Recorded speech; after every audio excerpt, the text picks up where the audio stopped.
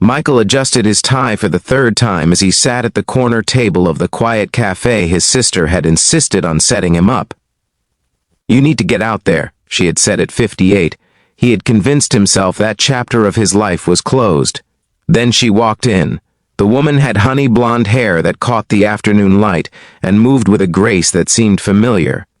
Somehow she smiled when she saw him, and something in that smile made his heart skip. "Michael," she said warmly, taking the seat across from him. "Hi," he managed, wondering why his hand suddenly felt clammy like he was 20 again. They ordered coffee and the conversation flowed easily. She asked about his work at the architectural firm, and he found himself talking about the hospital renovation project he was leading. She listened with genuine interest, her green eyes never leaving his face. "You always loved buildings," she said softly. Even back then, Michael paused, his cup halfway to his lips. Back then, she set down her coffee and leaned forward slightly. "You don't remember me, do you?" The words hung in the air between them. Michael studied her face, searching for something he knew was there, but couldn't quite grasp the curve of her smile, the way she tilted her head when she listened. He started, then stopped. She wasn't hurt by his confusion. Instead, she seemed almost amused. "Lincoln High," she said gently, "sophomore year." His mind raced back through decades. Lincoln High, the old brick building torn down years ago to make way for a shopping center. Sophomore year, when he was 15 and awkward. "Emma," he whispered, "Emma Richardson." Her smile widened. Emma Patterson now, but yes. The memories came flooding back. Emma Richardson, who sat 2 rows ahead of him in geometry. Emma, who volunteered to tutor struggling students in the library after school. Emma, who he had watched from afar. "Never brave enough to speak to you, tutored me." He said, "The pieces falling into place. I was failing math and you stayed every Tuesday and Thursday for 3 months." She confirmed, "You were so frustrated with yourself, but you worked so hard." He remembered. Now really remembered the way she explained problems with such patience, how she never made him feel stupid, even when he mixed up formulas for the 5th time.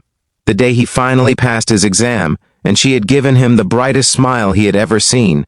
"I wanted to thank you properly back then," Michael said, "but you disappeared." The next year, Emma's expression softened. "My father got transferred. We moved to Boston that summer. I thought about you sometimes over the years, wondered if you remembered those afternoons." Michael felt something crack open in his chest. "I remembered," he said quietly. "Maybe not your name right away, but I remembered how kind you were. You were the only person who made me feel like I wasn't just the dumb kid in class." They talked for 3 hours. The cafe filled and emptied around them.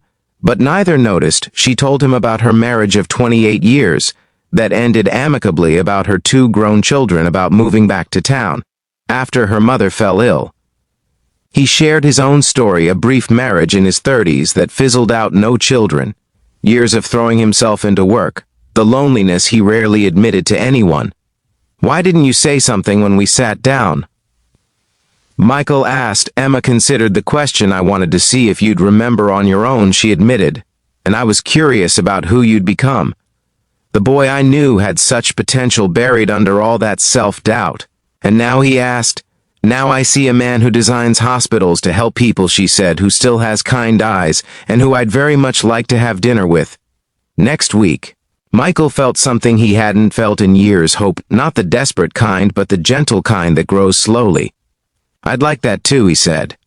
As they left the cafe, Michael held the door for her outside. The autumn air was crisp and golden leaves scattered across the sidewalk. "Thank you," he said, "for remembering me, for finding me." Emma squeezed his hand briefly. "Some people are worth remembering, Michael, even if it takes 40 years to find them again." He watched her walk to her car, and before she drove away, she waved. Michael waved back, feeling lighter than he had in years. Sometimes the most important people in our lives appear when we least expect them. And sometimes they were there all along, waiting patiently for the right moment to come back. If this story touched your heart, please like, share, and subscribe. Leave a comment below, telling us about someone from your past who made a difference in your life. Your story might inspire someone else today.